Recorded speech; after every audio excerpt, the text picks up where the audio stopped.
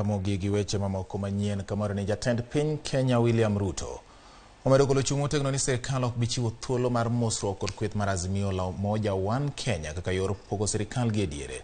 Ruto manie limbe mare masawa mar Kenya kata tielo mogik oyawo kar thieth ma Norumoru mayudore e kaunti ma Nyeri. Jodito mawuok alwora mar God Kenya kotelne kod jalup jatend piny Rigathi Gachagua osingo siro William Ruto e kinde magigeto yudo chenro mag dongruok kaka mag pur ahinya e piny owacho mar Kenya Kwanza.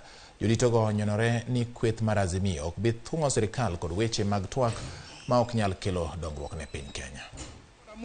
Hiyo tumesema itolewe mchanga na bohol zitengenezwe. Thank you. Rigathi Gachagua ninawatangazia mapema mchana.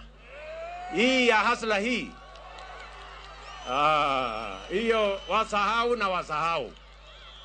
Kwa hii serikali hakuna handshake. Hii serikali hakuna nusu mkate. Kama kuna kazi imebaki ni kazi ya hawa vijana ndio tuwafanyie kazi. Si ndio? Si nyinyi kama wananchi mlimaliza kazi ya viongozi? Si tarehe 9 mlienda kupiga foleni? Mkachagua MCA, mkachagua wabunge, gavana, rais, mkamaliza. Kuna yenye mlibakisha? Si mlimaliza siku moja hiyo kazi yote? Sasa kazi ya viongozi wananchi walimaliza. Hakuna tena mjadala itafanyika ati kiongozi fulani apate chochote. Na sisi tumemwambia huyu rais wetu ametembea hapa mlima. Tumemkaribisha kama mfalme wetu. Na tumemhakikishia sisi tutaunga yeye mkono. Na tumemwambia yeye akae ngumu. Kuna watu walikuwa wanajaribu kumsukuma vile walisukuma Uhuru ati auziwe uoga na mtu ya kitendawili amlete kwa serikali. Mnaweza kubali? Na ameniongezea kazi ingine ya kuongoza mazungumzo ya kusema mambo 3 peke yake.